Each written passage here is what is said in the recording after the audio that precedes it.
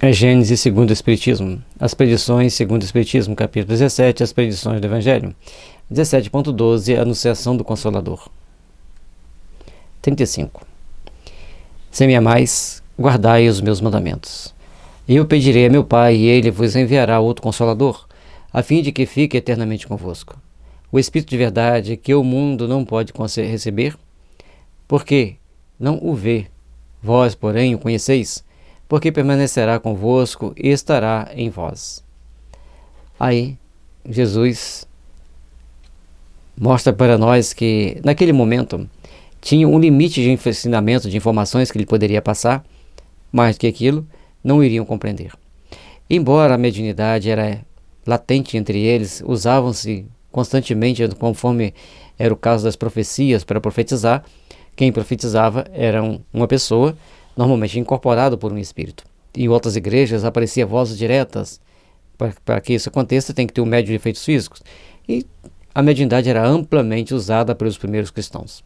Mais tarde, devido a alguns começarem a usar para descobrir algumas coisas que alguém não gostou, começou então a criar barreiras para a mediunidade.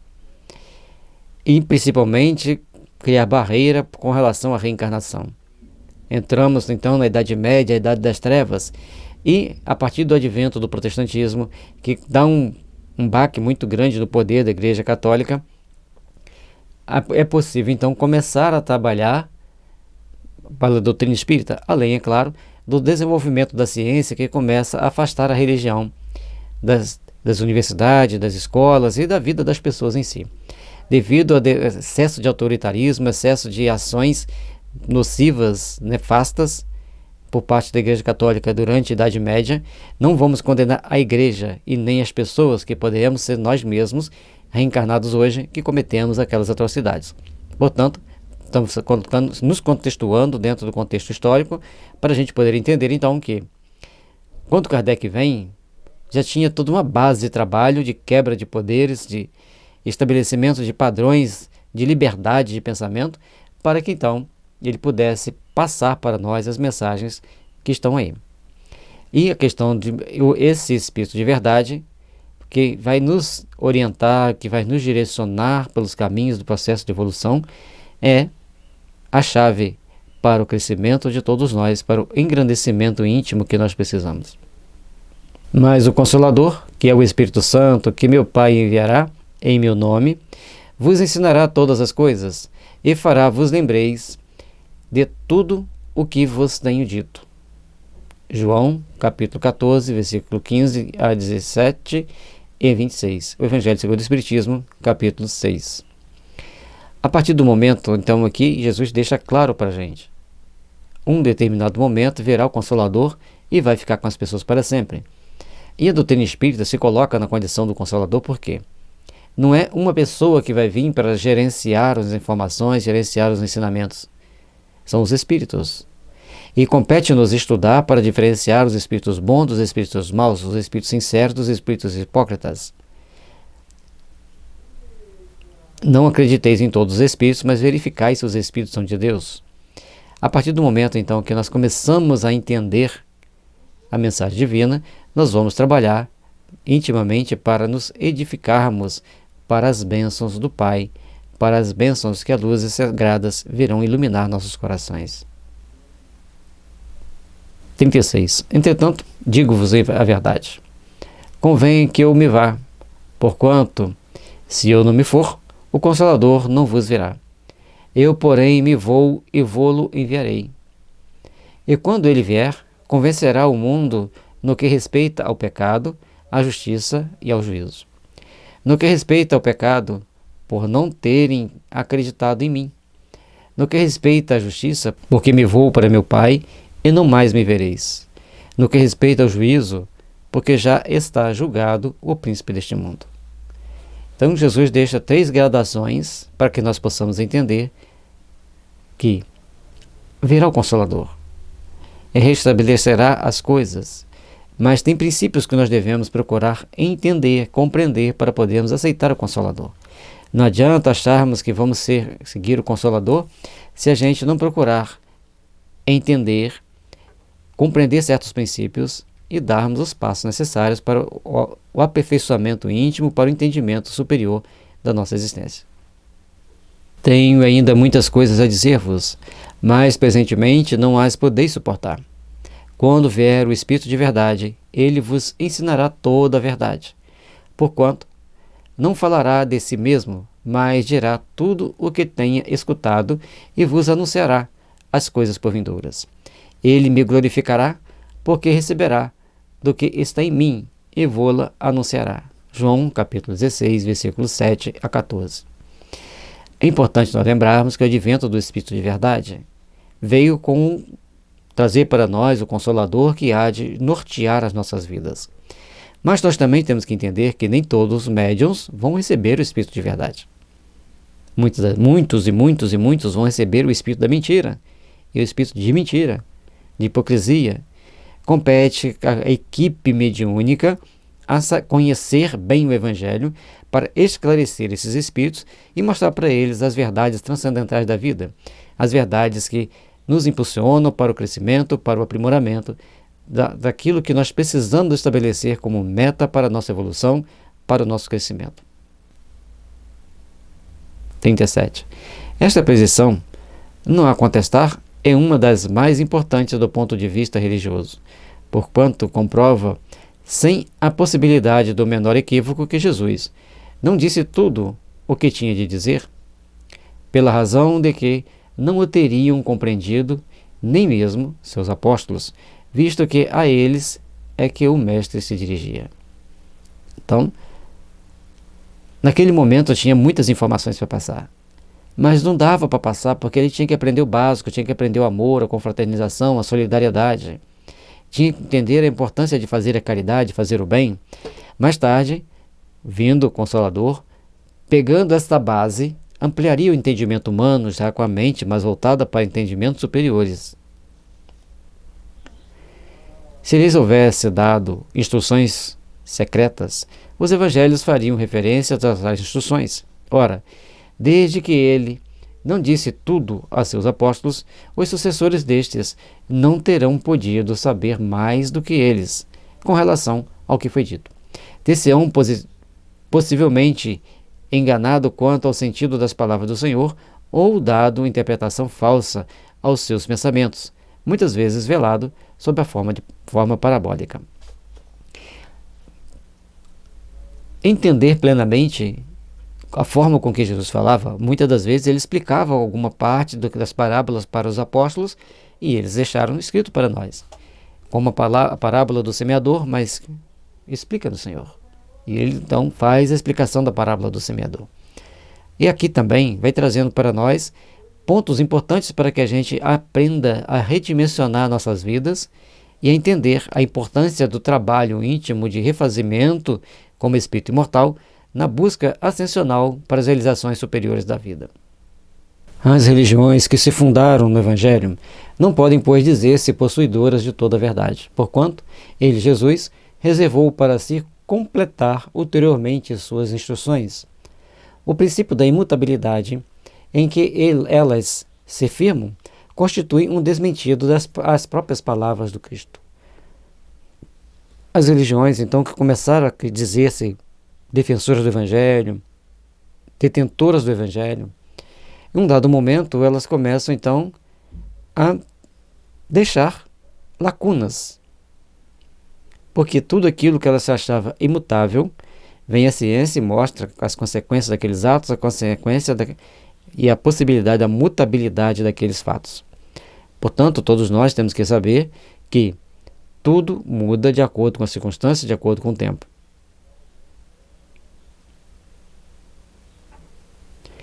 Mas o cerne do ensinamento do Cristo é imutável. Apenas a forma de interpretar que as igrejas fizeram, aí sim é mutável. Aí sim estamos todos juntos entender onde estamos errando, onde estamos acertando, para buscarmos alcançar patamares superiores de entendimento. Sob o nome de Consolador e de Espírito de Verdade, Jesus anunciou a vinda daquele que havia de ensinar todas as coisas e de lembrar o que ele dissera. Logo, não estava completo o seu ensino. E, ao demais, prevê não só que ficaria esquecido, como também que seria desvirtuado o que por ele fora dito. Visto que o Espírito de verdade viria tudo lembrar e, de combinação com Elias, restabelecer todas as coisas, isto é, pô-las de acordo com o verdadeiro pensamento de seus ensinos.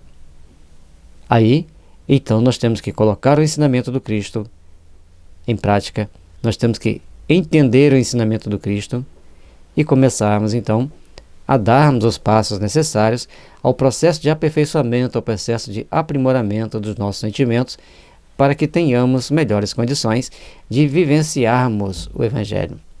Existem várias situações, vários momentos, várias formas de interpretar o Evangelho. Mas, qual era o pensamento do Cristo? É aquela que nós devemos nos encaminhar para a pureza do sentimento, para a pureza do ensinamento, para a pureza da caminhada que temos que estabelecer para a nossa existência. 38. Quando terá de vir esse novo revelador? É evidente que se na época em que Jesus falava, os homens não se achavam em estado de compreender as coisas que lhe restavam a dizer, não seria em alguns anos apenas que poderiam adquirir as luzes necessárias a entendê-las. Para entendê-las, deveríamos tomar um conjunto de atitudes, um conjunto de ações muito mais amplas, muito mais resplandecentes. Para a inteligência de certas partes do Evangelho, excluídos os preceitos morais, fazia-se mister conhecimento que só o progresso das ciências facultaria, e que tinham de ser obra do tempo e de muitas gerações. Se, portanto, o novo Messias tivesse vindo pouco tempo depois do Cristo, houver encontrado o terreno ainda nas mesmas condições e não teria feito mais do que o mesmo Cristo. Bom, aqui a gente vai vendo que precisou de esperar 1800 anos para que viesse o Consolador, porque ali a ciência já tinha galgado alguns passos importantes para nos tirarmos das trevas da ignorância, nos dar uma base de entendimento superior para a vida, nos mostrar como nós devemos nos portar frente à ciência, frente à religião, e como podemos unir as duas para o caminho do restabelecimento dos princípios que nos levam a crescer, que nos levam a estarmos melhores sempre frente a Deus. Ora, desde aquela época até nossos dias, nenhuma grande revelação se produziu que haja completado o Evangelho, elucidado essas partes obscuras, indício seguro de que o enviado ainda não aparecera. E para aparecer esse enviado, tinha que vir alguém especial? Uma pessoa personificada para criar o símbolo do Consolador em torno dele? Não. Em torno desse Consolador, tínhamos e temos os Espíritos, que são os emissários do Senhor, que cumprem a missão do Pai de nos esclarecer e de nos trazer as informações necessárias para o nosso entendimento, para o nosso crescimento interior. 39. Qual deverá ser esse enviado? Dizendo: pedirei a meu Pai, e ele vos enviará outro Consolador. Jesus claramente indica que esse Consolador não seria ele, pois, do contrário, dissera: voltarei a completar o que vos tenho ensinado. Não só tal não disse como aconteceu, a fim de que fique eternamente convosco e ele estará em vós. Porque estará em nós mesmos. Estará em vós, quer dizer, em nós mesmos. Porque a possibilidade mediúnica, a capacidade de comunicarmos com os Espíritos é inerente a todos nós. Todos nós temos inspiração, temos intuição. E a partir do momento em que já temos a necessidade de estudar o Evangelho, de compreender o Evangelho, começamos a receber essa intuição, começamos a receber essas informações e vamos caminhando para o sentido mais amplo da vida. Esta proposição não poderia referir-se a uma individualidade encarnada, visto que não poderia ficar eternamente conosco, nem ainda menos estar em nós. Compreendemo-la, porém, muito bem com referência a uma doutrina, a qual, com efeito, quando a tenhamos assimilado, poderá estar eternamente em nós. O Consolador é, pois, segundo o pensamento de Jesus, a personificação de uma doutrina soberanamente consoladora, cujo inspirador há de ser o Espírito de verdade. E aí é que vem a grande diferença. Porque quando vem o Consolador e o Espírito de verdade, não tem mais a personificação de uma pessoa. Tem dos Espíritos, gerenciados pelos bons Espíritos, pela espiritualidade superior, e todos vão nos conduzindo, vão nos dando base para irmos na direção do nosso entendimento, na direção da nossa compreensão para a redenção de todos nós. Para estarmos todos num patamar superior de entendimento, de compreensão, e assim fazermos-nos melhores, fazermos-nos mais daqueles que edificam o amor, a paz e a fraternidade legítima em nossas vidas. 40. O Espiritismo realiza, como ficou demonstrado no capítulo 1, item 30, todas as condições do Consolador, que Jesus prometeu. Não é uma doutrina individual, nem de concepção humana. Ninguém pode dizer se seu Criador é fruto do ensino coletivo dos Espíritos. Ensino que o preside o Espírito de verdade, nada suprime do Evangelho. Antes, o completa, o elucida, o engrandece, e quando mais a gente vai lendo a doutrina espírita, mais nós vamos vendo a grandeza do Evangelho, mais nós poderemos compreender a grandeza dos ensinamentos de Jesus, que traz para nós uma base imortal para a eternidade do nosso espírito. Aprender a convivermos uns com os outros como irmãos, como filhos de Deus, é essencial para o reino da felicidade no nosso mundo dos espíritos. Trabalhemos, pois, por nos melhorarmos, por estarmos melhores e por crescermos perante o Pai. Com o auxílio das novas leis que revela, conjugadas essas leis às que a ciência já descobrira, faz-se compreenda o que era ininteligível e se admita a possibilidade daquilo que a incredulidade considerava inadmissível. Teve precursores e profetas que lhe pressentiram a vinda. Pela sua força moralizadora, ele prepara o reino do bem na Terra. E aí, de novo, nós temos que ver que o mundo passa por uma série de turbulências, lógico. E a Terra, nós temos que entender que aqui na Terra, todos nós temos que ficar atentos, temos que ter uma grande compreensão das dificuldades, das adversidades que a gente depara aqui, para buscarmos estar em condições de entender o Evangelho, de praticar o Evangelho, para sermos aqueles que estarão em condições de estar reencarnando novamente numa terra regenerada, em uma terra em regeneração, onde todos nós começaremos a pensar em praticar o bem. Começaremos a pensar em fazer o bem. Isso a grande maioria vai começar a pensar assim. Vamos começar a pensar que os outros são tão filhos de Deus como nós. E dessa forma, caminharemos para o nosso fortalecimento íntimo, o nosso engrandecimento, e a paz e a harmonia poderá se estabelecer em nossas almas. A doutrina de Moisés, incompleta, ficou circunscrita ao povo judeu.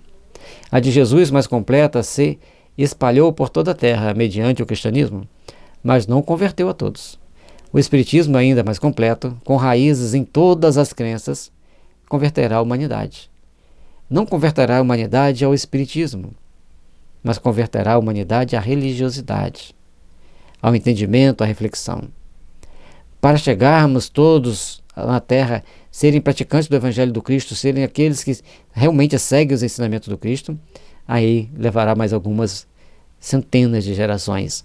Porque nosso espírito ainda está muito agarrado, muito grudado a um passado delituoso e pouco fecundo para alcançar um futuro de sublimidade, um futuro de amor e de paz. Tem o número 185 aqui, sobre converter a humanidade. Nota de Allan Kardec. Todas as doutrinas filosóficas e religiosas trazem o nome de seu fundador. Disse mosaísmo, cristianismo, maometismo, budismo, cartesianismo, fourierismo, sancionismo, etc. A palavra espiritismo, ao contrário, não lembra nenhuma personalidade. Encerra uma ideia geral que, ao mesmo tempo, indica o caráter e o tronco múltiplice da doutrina. A doutrina espírita vem para nós como um facho de luz, iluminando todas as crenças, qualquer que seja sua religião, judeu, cristão, maometano, budista e das outras denominações ali que eu nunca tinha ouvido falar. Quanto você estuda a doutrina espírita e a compreende, então fica mais fácil de você compreender a sua própria religião e tomar atitudes mais sábias e menos comprometedoras perante a justiça divina. 41. Dizendo a seus apóstolos: outro virá mais tarde, que vos ensinará o que agora não posso ensinar, proclamava Jesus a necessidade da reencarnação. Como poderiam aqueles homens aproveitar do ensino mais completo que ulteriormente seria ministrado? Como estariam aptos a compreendê-lo se não tivessem de viver novamente? Jesus houvera proferido uma coisa inconsequente se, de acordo com a doutrina vulgar, os homens futuros houvessem de ser homens novos, almas saídas do nada por ocasião do nascimento. Portanto, a partir do momento que Jesus fala: venho para vos ensinar, que irá vos ensinar mais tarde, ele está mostrando que aqueles mesmos espíritos passariam por etapas reencarnatórias para chegar lá na frente e trabalharem por esse ensinamento, trabalharem pelas bases cristãs nos corações humanos. E assim, de tempos em tempos, sempre vem os missionários aqui, nos dão mais um esclarecimento daqui, um esclarecimento dali, e com isso nós vamos nos apercebendo da necessidade de sermos melhores, de crescermos, de aprimorarmos, de alcançarmos a plenitude do nosso ser. Admita-se, ao contrário, que os apóstolos e os homens do tempo deles tinham vivido depois, e ainda hoje revivem, e, plenamente justificada, estará a promessa de Jesus. Tendo se desenvolvido ao contato do progresso social, a inteligência deles pode presentemente comportar o que então não podiam. Sem a reencarnação, a promessa de Jesus fora ilusória. Quando a gente está estudando o Evangelho, nós estudamos todo o Evangelho segundo o Espiritismo, né, todas as obras básicas, mas também toda a Bíblia do Novo Testamento. Começamos lá em Mateus e fomos até o último parágrafo do Apocalipse. Sem entendermos a reencarnação, sem entendermos as influências espirituais, sem entendermos o mundo espiritual, tudo fica vago, tudo fica vazio. Precisamos então começar a compreender melhor a existência transcendente da vida para podermos compreender melhor a doutrina espírita e principalmente Jesus. 42. Se disserem que essa promessa se cumpriu no dia do Pentecostes, por meio da descida do Espírito Santo, poder-se-á responder que o Espírito Santo os inspirou, que lhes desanuviou a inteligência, que desenvolveu neles as aptidões mediúnicas destinadas a facilitar-lhes a missão, porém, que nada lhes ensinou além daquilo que Jesus já ensinara. Portanto, no que deixaram nenhum vestígio, se encontra de um ensinamento especial. Mas o que tem de especial na doutrina espírita? A Gênese é muito especial, traz uma série de esclarecimentos para melhor compreensão tanto do Evangelho quanto do processo geológico da formação da Terra. O Livro dos Médiuns é um grande marco para cuidarmos da nossa sanidade mental. O Evangelho segundo o Espiritismo, muito bem explicado, dá uma base para que nós entendamos a importância de sermos bons, de sermos leais a Deus. E o Livro dos Espíritos abre-nos uma grande janela diante de um vasto horizonte multicor, multiflorido, onde podemos contemplar a grandeza de Deus e as belezas da vida, porque é cheio de informações que transcendem as coisas materiais e, por conseguinte, nos impulsionam para as realidades espirituais. O Espírito Santo, pois, não realizou o que Jesus anunciara relativamente ao Consolador. A não ser assim, os apóstolos teriam elucidado que, no Evangelho, permaneceu obscuro até o dia de hoje e cuja interpretação contraditória deu origem a inúmeras seitas que dividiram o cristianismo desde os primeiros séculos. E assim, a gente vai compreendendo, e Kardec traz para a gente várias explicações importantíssimas. Principalmente o Pentecostes, que não foi o dia do Consolador e da vinda do Consolador. Foi um marco importante para entendermos a função da mediunidade, porque a partir daquele momento, os espíritos usavam a mediunidade dos apóstolos, eles se tornaram médiuns, e inclusive médiuns poliglotas, que falavam em várias línguas, esclareciam todas aquelas pessoas com a clareza e a nitidez que o Evangelho exigia. Deixando todos muito assustados, e imagine como ficou os sacerdotes, os fariseus e os escribas nos templos, já que os apóstolos lá fora falavam até em outras línguas para esclarecer o Evangelho para as massas que se dirigiam a Jerusalém.